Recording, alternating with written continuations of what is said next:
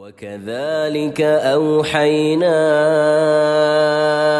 إليك روحا من أمرنا. خل القرآن يسدده خلق القرآن ويرشده.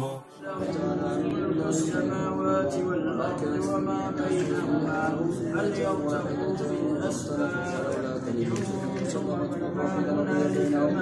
لقضي بينهم فيما فيه يختلفون.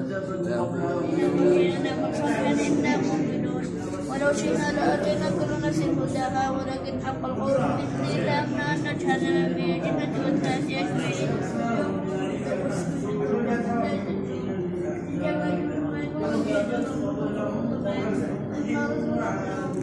خل القرآن يسدده خلق القرآن ويرشده.